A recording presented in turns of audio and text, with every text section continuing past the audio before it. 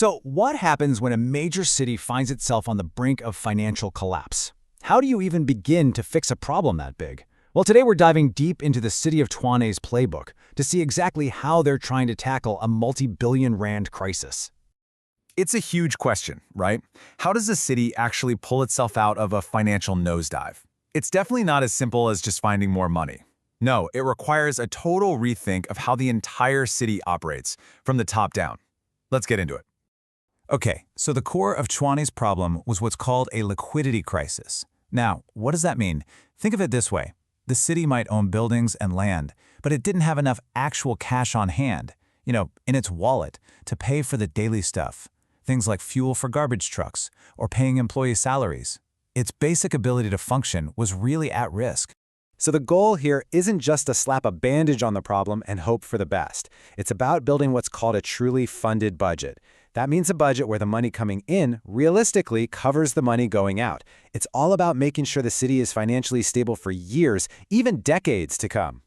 All right, so where do you even start with a challenge this big? Well, the very first, most urgent step is to get a grip on spending. And that means making some really tough, but really strategic, cuts to the day-to-day operational budget. And when we say cuts, we mean it. To make a real, immediate impact, the city didn't just trim the budget, they took a chainsaw to it. Look at this, the biggest cut, a massive 21% was to contracted services. Now that signals a huge shift in strategy, which we'll get to in a second. They also slashed non-essential costs and other materials just to stop the financial bleeding, and fast. And here's why that huge cut to contracted services makes so much sense.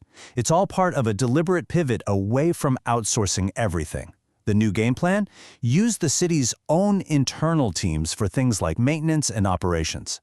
The big idea is to build up their own skills and, crucially, keep that money inside the city's budget instead of paying it out to external companies. They're not just making this stuff up as they go along. This whole strategy is actually guided by national treasury regulations.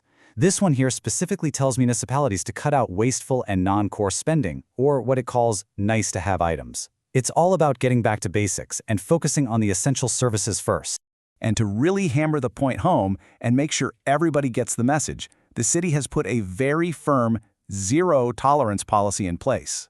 Basically, this means that any kind of wasteful or irregular spending is just not going to fly anymore. There are going to be real consequences for mismanagement. Okay, but stopping the daily bleeding is just first aid, right? The real long-term surgery happens when you look at capital spending. We're talking about the big stuff, the long game. This is all about fixing and building the city's infrastructure for the future. Now, to manage all of this, the city has come up with something called an affordability envelope. It's basically a super strict, realistic budget for those big, expensive projects. Think about it like a family trying to figure out if they can afford both a new car and a kitchen renovation. This model tells the city exactly what it can realistically build without getting back into financial trouble. So, with a tight budget, how do you decide which projects actually get the money? Well, they've set up this really smart gating process. No more funding a project that's just a cool idea on a napkin. First, a project has to be properly proposed. Then it has to pass a really strict readiness check to make sure it's actually doable. And only then does it get shortlisted for funding. This is absolutely crucial. It stops money from getting wasted on projects that aren't even ready to break ground. And all of this leads to a very simple but tough new reality for the city. Given the financial situation, the absolute #1 priority is to finish the projects that have already been started. The focus is squarely on completion, not on launching a dozen flashy new ideas that aren't funded. And this chart here, it tells you everything you need to know about the city's cautious mindset right now. Just look where the money for these big projects is coming from.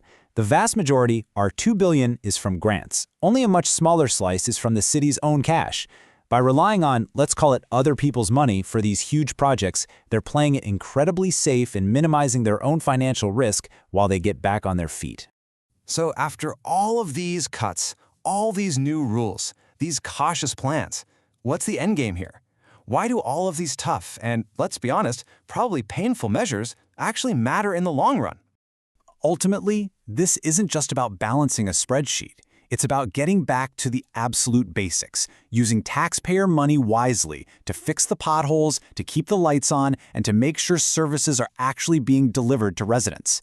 The real goal is to create a self-reliant city that can stand on its own 2 financial feet for good. And all of this brings us to a final, much bigger question. Tshwane's strategy is clear. It's disciplined, and it's totally focused on financial control. But it does leave you wondering, is this kind of intense, hardcore cost-cutting the only path to a city's long-term health and prosperity? Definitely something to think about.